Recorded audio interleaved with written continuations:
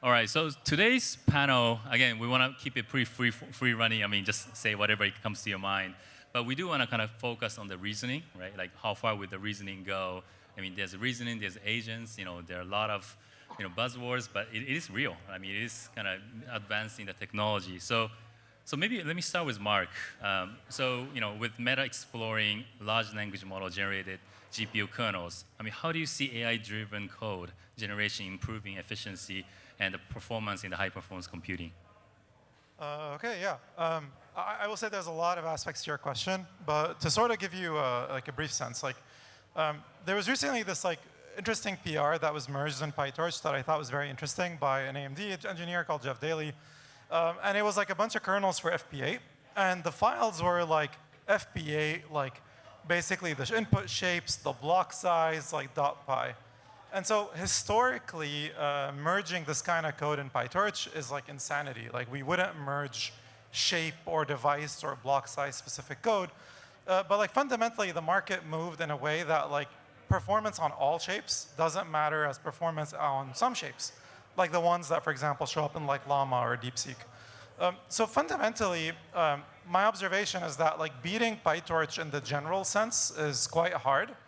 But beating PyTorch, if you know the exact input and output shapes and the D types and the input distribution, becomes much more feasible. And this is something that I think expert humans are quite good at, and where I see the main opportunity for LLMs to be more efficient. That's wonderful. And this is just very exciting for AMD for pretty obvious reasons. By the way, I heard about the project called Popcorn. Do you mind telling us a little bit about it, what kind of challenges you had, and what you've achieved? Okay, yeah. So the main project where we're trying to build an expert GPU programmer is called Popcorn. It's really a pun on generating kernels, like GPU kernels. Today, if you were to use even, use O1 Pro, the $200, use Claude 3.7, doesn't matter. Try to get it to generate a toy Trident program, it will suck. And it will suck really badly, and it will hallucinate. It'll think it's PyTorch code. It'll have features that aren't really there. And so our hypothesis is that the primary reason this is the case is that there's just not enough Trident kernel data on the public internet. Today, we actually crawled all the sort of Trident data on GitHub. There's really about 15 different kernels that people write, and I'm not exaggerating. 30% of them are fused RMS norm. Another 30% is activation functions. And then you have some interesting ones that are flexible attention patterns, which are about 30%. So the diversity is extremely low. So we're addressing this challenge in two different ways. The first one is that we're basically PyTorch programs are significantly more diverse. We take them, we torch compile them, and we get pairs of torch to Trident code. So this lets us dramatically increase the diversity of the kinds of kernels that we see. The second one is that even though compiler generated data is maybe medium quality, synthetic data for these problems is just bad. Just using a reasoning model to use it won't publish anything interesting. We've also been working on a public leaderboard where basically people can compete on writing the fastest GPU kernels. And every season, we effectively release this as a data set for people to study. And so really, the best humans and LLMs can learn how to basically write expert GPU kernels. And we're sharing our first weights on this model this Sunday. And with an 8B model SFT'd on this data, we can effectively outperform the best reasoning models on the market with this. Yeah. Oh, thank you. Yeah. We're very excited. Yes. That's just music to your ears. It's just amazing. All right, Jeff. Well, first of all, congratulations on hitting the 1.5 million model milestone. Thank you. I think that was this week. Yeah. I mean, I feel like we just claimed 1 million a few months ago, and it's just going hockey stick. And other things, of course, the DeepSeek, once it got on the Hugging Face, it just shot off the roof. I mean, why don't you tell us about what impact you saw on the DeepSeek and reasoning on the Hugging Face and community? Yes, we've talked in previous talks about what DeepSeek R1 is. But in terms of the impact on the community, I'm not talking about the stock market, but it's been pretty amazing. I was just looking over the last 30 days, there has been over 10 million downloads of models in the R1 release, which is really remarkable. The organization on Hugging Face, followed by over 45,000 people, I think is the most followed organization on the Hugging Face hub. So the impact on the community has been really amazing. And now there's thousands of model derivatives that have been published by the community based on it. But I think where it really changed the game is in terms of accessibility and efficiency. Accessibility because when it was released, and I think it's still true today, DeepSeek R1 is the best performing reasoning model on par with the best closed models, right, from OpenAI, Google, Anthropic. And that's really, really cool because for a company, that means that you can have your own very powerful reasoning model hosted in your own environment. And with an MIT license, you can use it for whatever purpose. And you can use that model to distill down your own models with some great data sets. So there's a lot of downstream impacts from there. But in terms of efficiency, what's really cool is that that model, which is quite large, 671 billion, is something that you can host on a single node, on a single MI300X node, right? Each GPU has 192 gigabit, memory. So your full node is like 1.5 terabit. And that means you can host theoretically like 2 replicas of the model for inference. So that's really, really cool. And yeah, with a single node MI300X, you can host your own DeepSeek R1 at home. So you don't need to send your customers data over the internet. That's wonderful. And you know, like you said, you know, there are so many people downloading the models and basically creating something amazing, and then something, you know, often contributing back. What do you see as some of the application trends that's actually changing thanks to all these reasoning and models that's popping out? I think what's really cool is all the agents use cases, right? Because now you have a reasoning model, you can give it tools, and you can build like systems that do advanced things, like browser agents. We saw like the video use case earlier. There's also search, like research sort of use cases. Our team created an open deep research project to try to replicate the OpenAI deep research thing. Yeah, so deep research and even voice-capable agents. There's a new library called FastRTC to enable in Python like a streaming of data in and out to enable agents to talk to you, listen to you, etc. So yeah, agentic use case is probably where it's at. It's also where the community is at.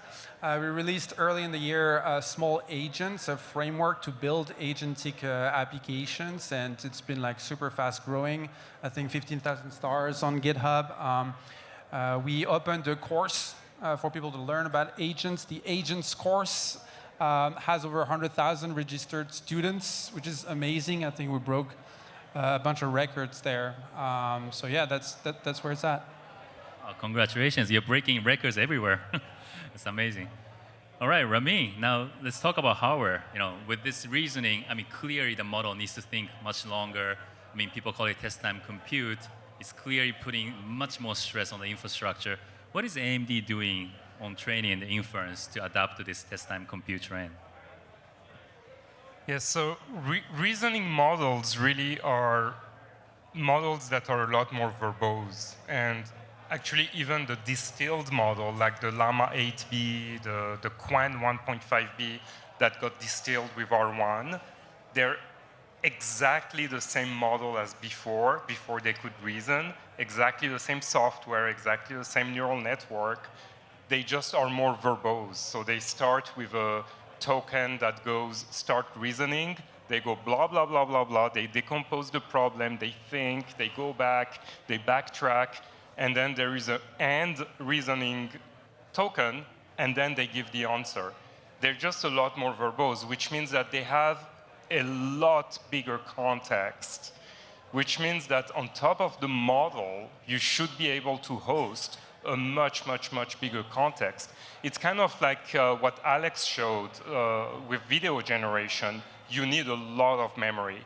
And the bigger memory on your GPU, the better off you are for this kind of model. So it turns out, by chance, that the fact that we have 2.4x more HBM than the competition is actually a huge advantage for reasoning models.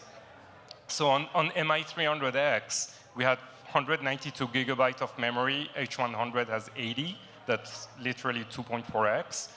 H200, I think, has 141 gig.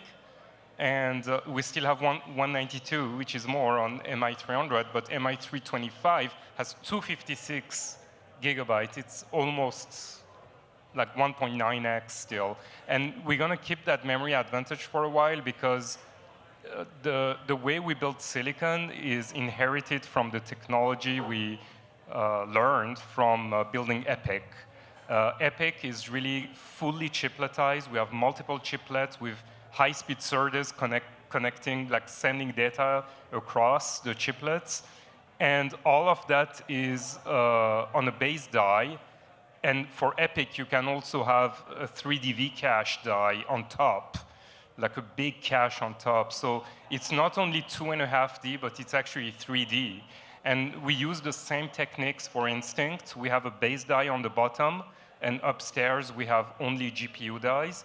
And that allows us to save a lot of area in the package and add a lot more HBM. That's why we have a lot more HBM. It's really an unfair technology advantage we have at the silicon level that got acquired across the years building EPIC. And that was the technology we used, by the way, to get ahead of Intel as well. So that's the biggest advantage, I would say. Context lengths being bigger, you need a lot more memory. So we do need those 1.5 terabyte of memory in one node to infer a 671 gig because the context is going to get really large because those models are very verbose. That's great. All right, so Mark, let's now context switch a little bit. I know we talked about large language model generating kernels and Popcorn project, absolutely exciting. Now you're, super huge contributor to the PyTorch architects. Let's talk about PyTorch. How is the reasoning, like era of reasoning, changing the direction of PyTorch, if any? Yeah, again, I think your questions always have like multiple facets. So like, okay. I would say that there's a few interesting design considerations. The first one is like I alluded to, which is PyTorch was really built on model heterogeneity, as in like, you're never going to get like a shape unsupported error or anything like that. Like it's just going to work. But like turns out, like I think reasoning models like are interesting because they have this direct correlation between performance and amount of compute. So making them cheaper is really, really important. Otherwise, I'm regularly running into this problem where like engineers that use it for the project are spending like easily like a few $100s a day using it, and that feels like too much, right? So at a technological level, what becomes interesting is like when we think of historically infrastructure as being you train a model, you deploy it. I think now it's a bit more nuanced. Like basically, because of RL, you effectively shake around the logits to like give you desirable outcomes. So like training is kind of like inference. You're running like instead of running a single like shard of the model, you have multiple rollouts. You are bottlenecked by the CPU, sending you data to the environment. And what I find really cool about this is that in some sense, I think we're like in a golden age of systems because it's not just like PyTorch as a bottleneck is important. There's like everything, like your linter being slow, your profiler, your operating system and your browser. Like even let's say in my case, like GPU kernel code gen. Like great, you generated a kernel. Well, you need to test it. So that also requires a GPU. So there's like bottlenecks all around. I will say like infrastructure for online RL and open source, in my opinion, is not a solved problem. I think it's sort of like wide open. But like some components that I think will be very obvious are like inference frameworks. So frameworks like VLM and SGLang should be very happy that reasoning models are around. And of course, like most of these models are like thankfully still written in PyTorch. Where it gets a bit more nuanced is like people aren't just writing PyTorch, like they're writing PyTorch and packaging like CUDA kernels and HIP kernels and Triton kernels. And I have like a lot of hot takes on packaging kernels, but maybe I'll spare you. But like, it's not my favorite part of PyTorch for what it's worth. But we'll fix it. That's awesome. Thank you. Now, Jeff, I know you kind of mentioned that in the last answer, OpenRI, our R1 research. I mean, given the reasoning is so new, of course, OpenAI has it, DeepSeek has it, pioneered it. But the open research seems very exciting, very important. Can you tell us more about the open R1 research that's happening in the Hugging Face? Sure. Yeah, happy to. Yeah, we want to open everything. So I mentioned open deep research. But when R1 was released, our science team started the Open R1 project, which you can find on our GitHub and on Hugging Face itself. And Open R1 is about a journey with the community to fully replicate the result of R1. So the R1 release was fairly open, right? It's an open weights model. You can download it from Hugging Face. They also published a very complete technical report that gave a lot of insights about all the special recipes that they applied for their reinforcement learning. So it was really, really great, but there were still some missing pieces in there. There was missing pieces about the training data. There was missing pieces about the training code that was used. And so the Open R1 project wants to build the tools and reproducible experiments that the community can use to fully reproduce R1. There's been some really cool artifacts that came out of that work. Of course, like step 0 was to implement the GRPO post-training technique into TRL, Transformers Reinforcement Learning Library, and that was done very early on. But then what we wanted to do is to really explore like how you can use R1 to create traces through inference, which you can use to distill smaller models to be much better. And I think that touches to what you were talking about earlier. Like if you can get like a smaller model that can be better than the bigger one for specific things, then you can really save a lot of money and do some great things. Some artifacts that came out of the efforts, there's a 220,000 math data set that came out of it. That's really, really cool. And so if you fine-tune SFT, fine-tune your model using this, you'll get much better performance on math for small models. There's been, I think it was this week, a new 100,000 data set for advanced programming challenges that came out along with a benchmark. And with this, 2 distilled models that show you what you can do. So Olympic Coder today is a 7B, 32B LLMs, and they do better than Claude on Claude Sonnet on like advanced programming challenges. So really, really cool, and I invite you to join the effort. It's Open R1 on Hugging Face and GitHub. Thank you. That's very important research. All right, lastly, Ramin, let's talk about future of hardware for AI reasoning. I mean, today I think we see clear advantage with the memory that you can host the entire DeepSeek in the one node, and of course you can serve much bigger KV cache. But of course, we're not standing still. Like whatever you can share, can you talk about the future of the AI hardware?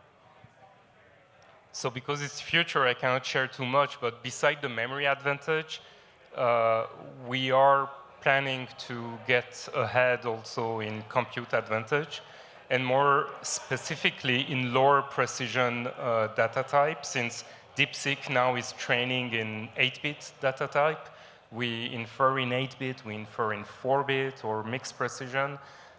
So we realize that the lower precision data type are becoming more and more important for not only inference but also training. So we will get a big boost also for lower precision data type compute. And stay tuned, you will know more probably in the next 3 months. All right, thanks for this little sneak peek there. All right, that will actually conclude this panel. Please give a huge applause to the panelists. Thank you so much.